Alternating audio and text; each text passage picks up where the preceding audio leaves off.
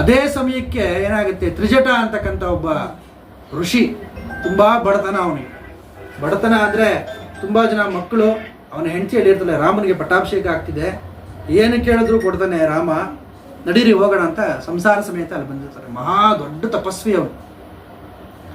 ಇಲ್ಲಿ ರಾಮ ಪಟ್ಟಾಭಿಷೇಕ ಇಲ್ಲ, ಇಲ್ಲಿ ನಿಂತೋಗಿದೆ.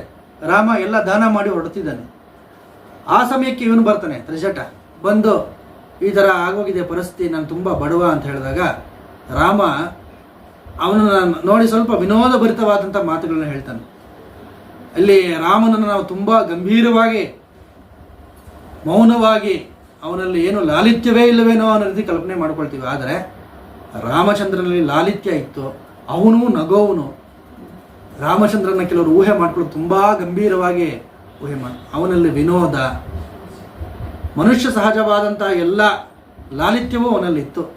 ಅವನು ಒಂಥರ ಅವನನ್ನು ಹಾಸ್ಯ ಮಾಡ್ತಾ ಹೇಳ್ತಾನೆ, ನಿನಗೆ ಕೊಡಬೇಕಾದ್ರೆ ನನ್ನ ಹತ್ರ ಏನಿದೆಯಪ್ಪ, ನನ್ನ ಹತ್ರ ತುಂಬ ಸಹಸ್ರಾರು ಗೋವುಗಳಿತ್ತು ಮುಂಚೆ, ಅದನ್ನೆಲ್ಲ ನಿನಗೆ ನಾನು ಕೊಡಬೇಕು ಅಂತಿದ್ದೆ ಅಂತ ಒಂದು ಪರಿಹಾಸ್ಯವನ್ನು ಮಾಡಿದಾಗ ಆತನಿಗೆ ಹೇಳ್ತಾನೆ, ನಿನ್ನ ಕೋಲು, ಅವನ ಹತ್ರ ಇರ್ತಕ್ಕಂಥ ಕೋಲನ್ನು ನೀನು ಬಿಸಾಡು, ಎಷ್ಟು ಯೋಜನ ದೂರಕ್ಕೆ ಹೋಗುತ್ತೋ ಅಷ್ಟು ದೂರ ನಿನಗೆ ಗೋವುಗಳನ್ನ ಕೊಡ್ತೀನಿ. ಅವನು ತನ್ನ ಬಲ ಪ್ರಯೋಗವನ್ನು ಮಾಡಿ ಎಸೆದಾಗ ರಾಮನ ಅರಮನೆಯಿಂದ ಹಿಡಿದು ಸರಿಯೂ ನದಿ ತೀರುವುದವರೆಗೂ ಹೋಗ್ಬಿಡುತ್ತಂತೆ. ಆಗ ಅವನನ್ನು ಆಲಿಂಗನ ಮಾಡ್ಕೊಳ್ತಾನಂತೆ ರಾಮ. ಕೋಪ ಮಾಡ್ಕೊಳ್ಳಿಲ್ಲ, ದುಃಖ ಪಡಲಿಲ್ಲ, ಏನಪ್ಪ ಅಷ್ಟು ದೂರ ಬಿಸಾಕ್ಬಿಟ್ಟೆ ನೀನು ಅಂತ ಕೋಪ ಮಾಡ್ಕೊಳ್ಳಿಲ್ಲ. ಅಷ್ಟು ಗೋಗಳು ನೀನು ಕೊಡಬೇಕಾಗತ್ತಲ್ಲ ಅಂತ ದುಃಖ ಪಡಲಿಲ್ಲ. ಸಂತೋಷದಿಂದ ಆಲಿಂಗನ ಮಾಡ್ಕೊಳ್ತಾನಂತೆ.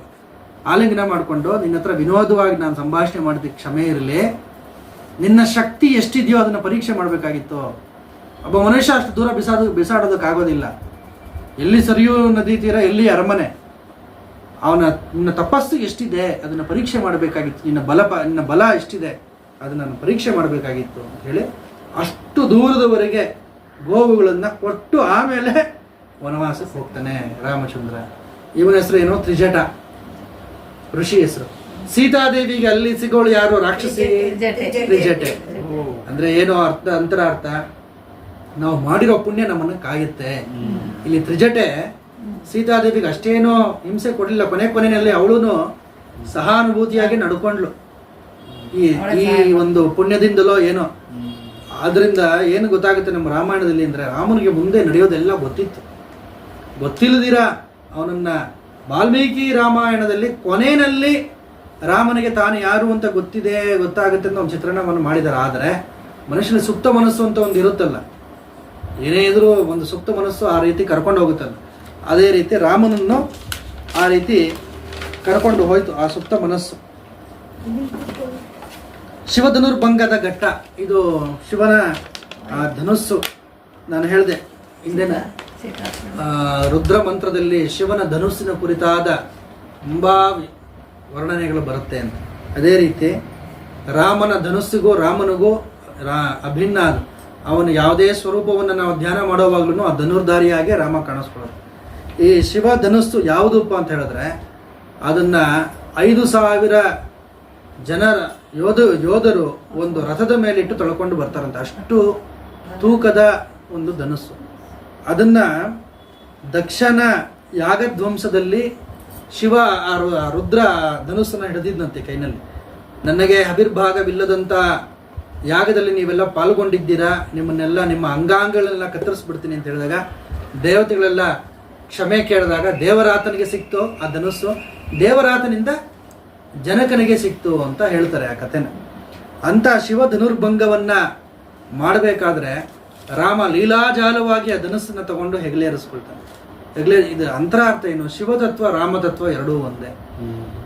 ಶಿವನ ಧನುಸ್ಸನ್ನ ಆತ ಎದೆಯೇರಿಸಕ್ಕೆ ಹೋದಾಗ ಧನುರ್ಭಂಗ ಆಗುತ್ತೆ. ಆ ಶಬ್ದಕ್ಕೆ ಮಹಾ ಕೋಲಾಹಲ ಆಗುತ್ತೆ. ಎಲ್ಲ ಕೋಲಾಹಲ ಆದಾಗ 3 ಲೋಕಗಳು ಅದರಿಂದ ಕಂಪಿಸ್ತು ಅಂತ ಹೇಳ್ತಾರೆ. ಆ ಧನುರ್ಭಂಗವಾದಾಗ, ಆ ಧನುರ್ಭಂಗ ಮಾಡಿದಾಗ ಆ ಶಿವಶಕ್ತಿ ಇವನಲ್ಲಿ ಐಕ್ಯ ಆಯ್ತು ರಾಮನಲ್ಲಿ. ಶಿವ ಧನುಸ್ಸಿನ ಅನುಗ್ರಹ ಆಯ್ತು. ಅದೇ ರೀತಿ ಪರಶುರಾಮರು ಬರ್ತಾರೆ, ರಾಮಾಯಣದಲ್ಲಿ ಬರುತ್ತಿದ್ದು. ಪರಶುರಾಮರು ಬಂದು, ನೀನು ನನ್ನ ಜೊತೆ ದ್ವಂದ್ವ ಯುದ್ಧ ಮಾಡಬೇಕು, ನನ್ನ ಹತ್ರ ವೈಷ್ಣವ ಧನುಸ್ಸಿದೆ, ಆ ವೈಷ್ಣವ ಧನುಸ್ಸನ್ನು ನೀನು ಹೆಗಲೇರಿಸು ಅಂತ ಹೇಳಿದಾಗ ರಾಮ ಪ್ರಾರಂಭದಲ್ಲಿ ವಿಶ್ವಾಮಿತ್ರನಿಗೋಸ್ಕರ ತಪಸ್ವಿಯಾದ ನಿನ್ನನ್ನು ಗೌರವಿಸ್ತೀನಿ ಅಂತ ಹೇಳಿದ್ರು ಪರಶುರಾಮರು ಕೇಳೋದಿಲ್ಲ. ಇಬ್ಬರು ಒಂದೇ ತತ್ವ, ಮಹಾವಿಷ್ಣು ತತ್ವನೇ. ಅಂದರೆ ಪ್ರಾಸಂಗಿಕವಾಗಿ ನೋಡೋದಾದ್ರೆ ಎರಡೂ ಬೇರೆ ಬೇರೆ ಒಂದು ರೀತಿ ವಿರೋಧಾಭಾಸ ಕಾಣಿಸುತ್ತೆ. ಆದರೆ ಪರಶುರಾಮರು ಬಂದಿದ್ದು ಅಲ್ಲಿ ಅನುಗ್ರಹ ಮಾಡೋದಕ್ಕೇನೆ. ಅವರ ಮಾತನ್ನು ಹೇಳ್ತಾರೆ, ನೀನು ವೈಷ್ಣವ ಧನಸ್ಸನ್ನ ಹೆಗಲೇರಿಸಿದೆಯಲ್ಲ, ಅದರ ಆಕರ್ಷಣ ವಿಕರ್ಷಣ ಸಂಧಾನ ಇದರೆಲ್ಲ ನನ್ನ ಪ್ರಭಾವದಿಂದಲೇ ನಿನಗೆ ಗೊತ್ತಾಯಿತು ಅಂತ. ನನ್ನ ಪ್ರಭಾವದಲ್ಲೇ ನಿನಗೆ ಗೊತ್ತಾಯ್ತು ಅದನ್ನೆಲ್ಲ ಹೇಗೆ ಹೆಗಲೇರಿಸಬೇಕು ವೈಷ್ಣವ ಧನಸ್ಸು. ಅಂದ್ರೆ ಏನೋ ಪರೋಕ್ಷವಾಗಿ ಇವರು ಅನುಗ್ರಹ ಮಾಡಿದ್ರು ರಾಮನಿಗೆ ಅಂತ. ಇವೆಲ್ಲ ಸೂಕ್ಷ್ಮಗಳು, ರಾಮಾಯಣದಲ್ಲಿ ಇರ್ತಕ್ಕಂಥ ಸೂಕ್ಷ್ಮಗಳು. ರಾಮ ತಗೊಂಡು ಬಾಣವನ್ನು ಸಂಧಾನ ಮಾಡಿ ಎಲ್ಲಿಗೆ ಬಿಡ್ಲಿ ಈ ಬಾಣನ? ಯಾಕಂದ್ರೆ ಒಂದ್ಸರಿ ಸಂಧಾನ ಮಾಡಿದ್ಮೇಲೆ ಅದನ್ನ ನಾವು ಬಿಡ್ಲೇಬೇಕು. ಎಲ್ಲಿಗೆ ಬಿಡ್ಲಿ ಇದನ್ನ? ಆಗ ಪರಶುರಾಮ ಹೇಳ್ತಾರೆ, ನಾನು ತಪಸ್ಸಿನಿಂದ ಅನೇಕ ಪುಣ್ಯ ಲೋಕಗಳನ್ನ ಆರ್ಜನೆ ಮಾಡಿದ್ದೆ, ಗಳಿಸಿದ್ದೆ. ಅದರ ಮೇಲೆ ಬಾಣ ಬಿಡು, ಆ ಪುಣ್ಯವೆಲ್ಲ ನಿನಗೆ ಸಿಗ್ಲಿ. ಪರಶುರಾಮರು ಕೃತಯುಗದಲ್ಲಿ ಇದ್ದವರು, ಅವರು ಕೃತತ್ರೇತಾಯುಗದ ಕೊನೆಯಲ್ಲಿ ರಾಮಾವತಾರ ಆಗಿದ್ದು. ಅಂದ್ರೆ ಇವರೆಲ್ಲ ಶಕ್ತಿ ತುಂಬ್ತಾ ಇದ್ದಾರೆ ರಾಮಾವತಾರಕ್ಕೆ ಅಂತ. ವಿಶ್ವಾಮಿತ್ರರಾಗಿರ್ಬೋದು, ನಾನು ಹೇಳೋದಲ್ಲ ಹಿಂದೆ. ಆಮೇಲೆ ಆ ಪಾಯಸದಿಂದ ಇವನ ಉತ್ಪನ್ನ ಆಯಿತು, ರಾಮಚಂದ್ರನ ಜನನ ಆಯಿತು. ಮತ್ತೆ ಪರಶುರಾಮರು, ವಿಶ್ವಾಮಿತ್ರರು, ವಸಿಷ್ಠರು ಇವರೆಲ್ಲ ರಾಮಾವತಾರ ಮುಂದೆ ಏನೇನು ಮಾಡುತ್ತೆ ಕಾರ್ಯಕಲಾಪ ವಿಶ್ವಾಮಿತ್ರರಿಗೂ ಗೊತ್ತಿತ್ತು. ಆದ್ರಿಂದಲೇ ಅವರು ಇದನ್ನೆಲ್ಲ ಕಾರ್ಯಕಲಾಪಗಳನ್ನು ಮಾಡಿಸಿದ್ರು. ಸೀತಾದೇವಿಯ ಪರಿಣಯವನ್ನು ಮಾಡ್ಕೊಳ್ತಾನೆ ರಾಮ. ಮಾಡ್ಕೊಂಡಿದ ತಕ್ಷಣ ವಿಶ್ವಾಮಿತ್ರರು ನಾನು ಉತ್ತರ ಕೊಟ್ಟೋಗ್ತೀನಿ ತಪಸ್ಸಿಗೆ ಅಂತ. ಯಾಕಂದ್ರೆ ಅವ್ರು ಬಂದ ಕೆಲಸ ಆಯಿತು. ರಾಮನಿಗೆ ಏನೇನು ಕೊಡಬೇಕೋ ಅದನ್ನೆಲ್ಲ ಕೊಟ್ಟರು, ಅವರು ಹೊರಟರು. ರಾಮಚಂದ್ರನ ಧ್ಯಾನವನ್ನು ಮಾಡೋದ್ರಿಂದ ಅಸ್ತ್ರಶಸ್ತ್ರಾದಿ ವಿದ್ಯೆಗಳ ಕೌಶಲ್ಯವು ನಮಗೆ ಸಿಗುತ್ತೆ. ಇದು ಸಾಧಕರ ಅಭಿಮತ. ಇದನ್ನು ಕೇಳ್ಬೋದು, ಹೇಗೆ ಗುರುಗಳೇ ನೀವು? ಬ್ರಹ್ಮಚೈತನ್ಯರ ಇದನ್ನ ನೋಡಿದಾಗಲೂ ನಮ್ಗೆ ಗೊತ್ತಾಗುತ್ತೆ. ಅವರು ಯಾವುದೋ ಒಂದು ಸಂದರ್ಭದಲ್ಲಿ ರಾಮನ ವಿಗ್ರಹದ ಕೈಯಲ್ಲಿ ಒಂದು ಬಾಣವನ್ನು ಯಾವಾಗಲೂ ಇಟ್ಟಿರ್ತಾರೆ. ಆ ಬಾಣ ಇದ್ದಕ್ಕಿದ್ದಂಗೆ ಬಂದು ಬಿದ್ಬಿಡೋದಂತೆ ಒಂದೊಂದ್ಸಲಿ ವಿಗ್ರಹದಿಂದ. ರಾಮ ಬಾಣ ಬಿಡೋನಂತೆ. ಅವರ ಅಲ್ಲಿ ಬ್ರಹ್ಮಚೈತನ್ಯರ ಮಂದಿರದಲ್ಲಿರ್ತಕ್ಕಂಥ ರಾಮನ ವಿಗ್ರಹದಿಂದ ಬಾಣ ಹೊರಟಿದೆ. ಮತ್ತೆ ತ್ಯಾಗರಾಜರ ಪ್ರಸಂಗದಲ್ಲಿ ನಾವು ನೋಡ್ಬೋದು, ಅವ್ರನ್ನ ರಕ್ಷಣೆಗೋಸ್ಕರ ಬಂದಿದ್ದಾರೆ ರಾಮ ಲಕ್ಷ್ಮಣರು. ಅದೇ ರೀತಿ ಹಲವಾರು ಸಾಧಕರು ಹೇಳೋದೇನಪ್ಪಾ ಅಂತ ಹೇಳಿದ್ರೆ, ರಾಮ ಲಕ್ಷ್ಮಣರು ರಾತ್ರಿ ಎಲ್ಲ ಯುದ್ಧ ಮಾಡಿದ್ದಾರೆ ನಿಂತ್ಕೊಂಡು ನಮಗೋಸ್ಕರ. ಇಲ್ಲಿ ರಾಮನಾಮ ಜಪ ನಡೆದಿರುತ್ತೆ. ಅವರ ಮನೆಯ ರಕ್ಷಣೆಗೋಸ್ಕರ ರಾಮ ಲಕ್ಷ್ಮಣರು ರಾತ್ರಿ ಎಲ್ಲ ನಿಂತ್ಕೊಂಡು ಯುದ್ಧ. ಆತ ಸ್ವಪ್ನ ಬಿದ್ದಿದೆ ಆ ಸಾಧಕರಿಗೆ, ನಾಳೆ ಏನೋ ತೊಂದರೆ ಆಗಬೇಕು ಅವ್ರ ಮನೆ ಹತ್ರ. ಹಿಂದಿನ ದಿವಸ ಸ್ವಪ್ನ ಏನು, ರಾಮ ಲಕ್ಷ್ಮಣರು ನಿಂತ್ಕೊಂಡು ಬಾಣ ಪ್ರಯೋಗ ಮಾಡಿ ರಾತ್ರಿ ಎಲ್ಲ ಯುದ್ಧ ಮಾಡಿದಾಗೆ. ಹೀಗೆ ರಾಮನ ಜಪದಿಂದ ಇವೆಲ್ಲ ರಾಮನಲ್ಲಿ ಇರ್ತಕ್ಕಂಥ ಸಮಸ್ತ ಲೀಲಾಮಯ ವಿಭೂತಿಗಳು ನಮಗೆ ಬಂದ್ಬಿಡುತ್ತೆ, ನಮ್ಮಲ್ಲಿ ಆವಾಹನೆ ಆಗೋದು. ಆದ್ದರಿಂದ ರಾಮನಾಮ ಜಪವನ್ನು ನಿರಂತರವಾಗಿ ಮಾಡಿಕೊಂಡು, ಇದಕ್ಕೆ ಏನೋ ನಿಬಂಧನೆ ಇಲ್ಲ, ಕೂತೇ ಮಾಡಬೇಕು ಅಂತೇನಿಲ್ಲ. ಹೆಬ್ಬಳ್ಳಿಯ ದತ್ತ ಅವಧೂತರ ಯಾರಾದ್ರೂ ನೋಡಿದ್ರೆ ಅಲ್ಲಿ ಮಠಕ್ಕೆ, ಅಲ್ಲಿ ಕಸ ಗುಡಿಸ್ತಿರ್ತಾರೆ, ರಾಮ ರಾಮ ರಾಮ ಅಂತಿರ್ತಾರೆ, ಅಡಿಗೆ ಮಾಡ್ತಿರ್ತಾರೆ, ರಾಮ ರಾಮ ಅಂತಿರ್ತಾರೆ. ಅವೆಲ್ಲ ಇಲ್ಲ. ರಾಮನಾಮಕ್ಕೆ ಅವೆಲ್ಲ ಪತಿತ ಪಾವನ ಅಂತ ರಾಮನಿಗೆ ಹೆಸರು.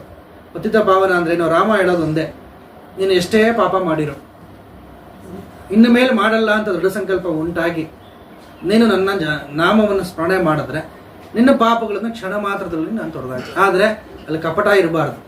ಮತ್ತೆ ತಿರ್ಗಾ ಅವನು ಮಾಡಿದ್ರೆ ಅದು ಅವನ ಕರ್ಮ. ಆದರೆ ರಾಮಾವತಾರದಲ್ಲಿ ಈ ರಾಮನಾಮ ರಾಮಾಯತ ಪಂಥನೆ ಅಂತ ಇದೆ. ಆ ಸಾಧಕರೆಲ್ಲ ಬಹಳ ಅನುಭವಗಳನ್ನ ಹೇಳಿದ್ದಾರೆ. ರಾಮತತ್ವ ಯಾವ ರೀತಿ ಅದು ವರ್ತಿಸುತ್ತೆ. ರಾಮನನ್ನ ಬಾಲರಾಮನಾಗಿ ನೋಡಿದ್ದಾರೆ. ನಾವೀಗ ರಾಮಾವತಾರ, ರಾಮಧ್ಯಾನ, ರಾಮನ ಪೂಜೆ ಅಂದರೆ ನಮ್ಮ ಕಲ್ಪನೆಯಲ್ಲಿ ಬರೋದು ಧನುರ್ಧಾರಿಯಾದ ರಾಮ ಅಷ್ಟೇ. ಆದರೆ ರಾಮಲಲ್ಲ ಅಂತ ಉತ್ತರ ಭಾರತದಲ್ಲಿ ರಾಮಾಯತ ಪಂಥ ಅಂತ ಇದೆ. ಅವರು ಬಾಲಕ ರಾಮ, ಕೃಷ್ಣನ ಯಾವ ರೀತಿ ನಾವು ಬಾಲಕೃಷ್ಣನಾಗಿ ನೋಡ್ತೀವಿ, ಬಾಲರಾಮನಾಗಿ ಅವರು ನೋಡ್ತಾರೆ. ಬಾಲರಾಮನಾಗಿ ನೋಡಿ ಆ ಬಾಲರಾಮನನ್ನ ಉಪಾಸನೆ ಮಾಡುವ ಮಹಾ ಸಾಧಕರು ಇದ್ದಾರೆ. ರಾಮಕೃಷ್ಣ ಪರಮಹಂಸರ ಜೀವನ ಚರಿತ್ರೆಯಲ್ಲೂ ಬರುತ್ತೆ. ಹೆಂಗಸು ಆಕೆ ಗೋಪಾಲೇರಮ್ಮ ಅನ್ಸುತ್ತೆ, ಗೋಪಾಲಮ್ಮ. ರಾಮಚಂದ್ರನನ್ನ ಚಿಕ್ಕ ಮಗುವಾಗಿ ಭಾವಿಸಿ ಸಾಧನೆ ಮಾಡ್ತಿರ್ತಾಳೆ ಅವಳು. ರಾಮ ಹೆಗ್ಲೇರ್ ಕೂತ್ಕೊಳ್ತಾನೆ, ಅವಳ ಜೊತೆ ಕೀಟ್ಲೆ ಮಾಡ್ತಿರ್ತಾನೆ.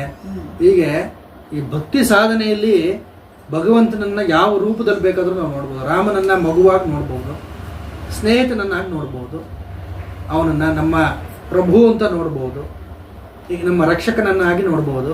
ಆ ರೀತಿ ರಾಮನಾಮ ಸಾಧನೆಯನ್ನ ನಾವು ಮುಂದುವರಿಸ್ಕೊಂಡು ಹೋಗ್ಬೋದು. ಬೆಳಗೂರು ಸ್ವಾಮಿಗಳು, ಬಿಂದು ಮಾಧವ ಸದ್ಗುರುಗಳು ಆ ಮಾತನ್ನ ಹೇಳೋರು.